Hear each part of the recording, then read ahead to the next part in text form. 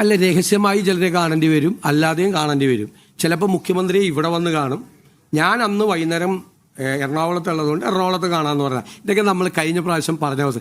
നിങ്ങൾക്ക് നമ്മുടെ സംസ്ഥാനത്തെ ബാധിക്കുന്ന ഗൗരവതരമായ പ്രശ്നങ്ങളുള്ളപ്പോൾ ഇതുപോലത്തെ കുറേ കാര്യങ്ങൾ വിവാദമാക്കാൻ താല്പര്യം. ഇതൊക്കെ കഴിഞ്ഞ പ്രാവശ്യം I have made it very clear. ഇനി വേണ്ട വേറെ ഒന്നും.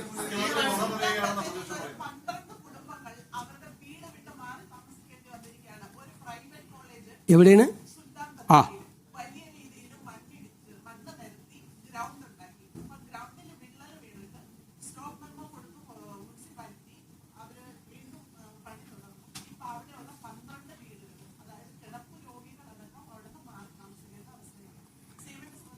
ഉറപ്പായിട്ടും അത് അറിഞ്ഞിട്ടുണ്ട്.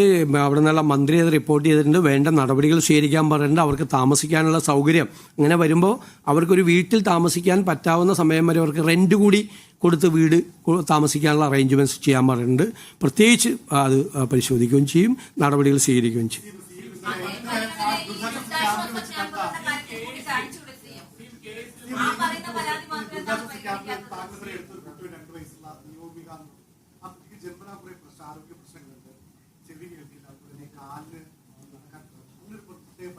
തീർച്ചയായിട്ടും അങ്ങനത്തെ ഏത് കേസ് നമ്മൾ വന്നു കഴിഞ്ഞാലും പരിശോധിക്കും. ഇന്നലെ അതുപോലെ കഴിഞ്ഞ 2018 പ്രളയത്തിൽ 7 കടകൾ നഷ്ടപ്പെട്ട് പിന്നീട് വലിയ ക്യാൻസർ രോഗിയായി മാറി ആയ എബിയുടെ കഥ മാധ്യമങ്ങൾ തന്നെ പ്രസിദ്ധീകരിച്ചു. അദ്ദേഹം എന്നെ കാണാൻ വന്നിരുന്നു.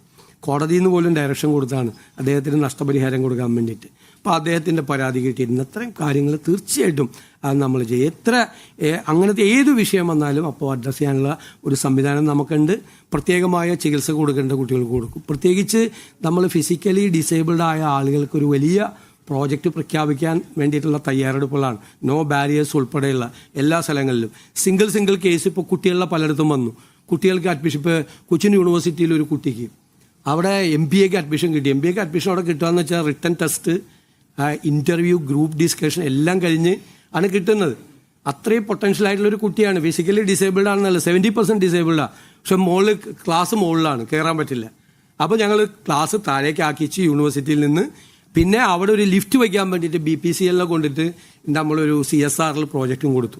അതേപോലെ തന്നെ ഒരു ഹയർ സെക്കൻഡറിക്ക് ഫുൾ A+ ഉള്ള ഒരു കുട്ടിക്ക് ഒരു സ്കൂളിൽ പ്രശ്നം വന്നു. അത് ലാബ് മുകളിലാണ്, ആ ലാബ് താഴേക്ക് ആക്കിച്ചു. അങ്ങനെ നമ്മുടെ ശ്രദ്ധയിൽപ്പെടുന്ന കാര്യങ്ങൾ, അത് അങ്ങനെ ഒറ്റപ്പെട്ട കേസുകൾ മാത്രം നമ്മൾ അഡ്രസ്സ് ചെയ്താൽ പോരാ.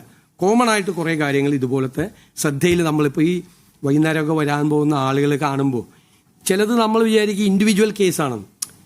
അപ്പോൾ 10 പേര് ഒരേപോലത്തെ കാര്യങ്ങൾ വന്ന് പറയുമ്പോഴാണ് നമുക്ക് മനസ്സിലാവുന്നത് അത് ഇൻഡിവിജ്വൽ കേസല്ല, കോമൺ കേസാണ്. ഇപ്പോൾ ഈ പറഞ്ഞ കേസൊക്കെ കോമൺ കേസ്. ഇപ്പോൾ റെയർ ഡിസീസിൻ്റെ മരുന്ന് പുറത്തുനിന്ന് വരുവാണ്. 30 കോടി 40 കോടിയാണ്. എങ്ങനെ ഏത് കുടുംബത്തിന് പറ്റും വരുന്നത്? അപ്പം നമ്മളതിന് പുറത്തുനിന്ന് മരുന്ന് കൊണ്ടുവരാൻ പറ്റുമോ? അപ്പോൾ അതിൻ്റെ 10-1 ചിലവാക്കി മാറ്റാൻ പറ്റും. അപ്പോൾ ഇത് സിംഗിൾ കേസ് അല്ല. ചിലപ്പോൾ അതേപോലത്തെ ഒരേപോലത്തെ കേസുകൾ വരുമ്പോൾ അതൊരു കോമൺ മാറ്റർ. അപ്പം നമ്മുടെ ഓഫീസിൽ നമ്മൾ CMOയിൽ അത്തരം കാര്യങ്ങൾ പരിശോധിക്കാൻ വേണ്ടിയിട്ട് ഒന്നിലധികം കേസുകൾ കോമൺ കേസായിട്ട് കേരളത്തിൻ്റെ വിവിധ ഭാഗങ്ങളിൽ നിന്ന് ഇത് ഞാനൊരു ഉദാഹരണം പറഞ്ഞാൽ അത് പരിശോധിച്ചിട്ട് അതിൽ ഇടപെടാൻ വേണ്ടിയിട്ടും അതിൽ നടപടിയെടുക്കാൻ വേണ്ടിയുള്ള കാര്യം ചെയ്യും. അല്ലാതെ നമ്മൾ ഈ പെറ്റീഷൻ മേടിച്ച് വയ്ക്കുക, പെറ്റീഷൻ എടുത്ത് വയ്ക്കുക, നോക്കാമെന്ന് പറയുക എന്നല്ല. അത് ഓരോന്നും പരിശോധിച്ചിട്ടുള്ളൊരു വലിയ സംവിധാനം നമ്മൾ ചെയ്തിട്ടുണ്ട്. ഇത് കുറച്ചുകൂടി കഴിയുമ്പോൾ കുറച്ചുകൂടി ഇഫക്റ്റീവ് ആക്കാൻ പറ്റും. കാരണം ഡാഷ്ബോർഡ് കൂടെ വെച്ച് ഡാറ്റ ഡ്രിവൺ ആക്കി കഴിയുമ്പോൾ നമുക്ക് ചിലപ്പോൾ നമ്മുടെ ഒരു ഫോൺ കോളും ഉണ്ട്, ചിലപ്പോൾ നമ്മുടെ ഒരു ഉത്തരവ് കൊണ്ട് ഈ വർഷങ്ങളായി പരിഹരിക്കാതെ കിടക്കുന്ന പ്രശ്നങ്ങൾ പരിഹരിക്കാൻ നമുക്ക് പറ്റും. തീർച്ചയായിട്ടും അക്കാര്യത്തിൽ പ്രത്യേകമായി ശ്രദ്ധിക്കും.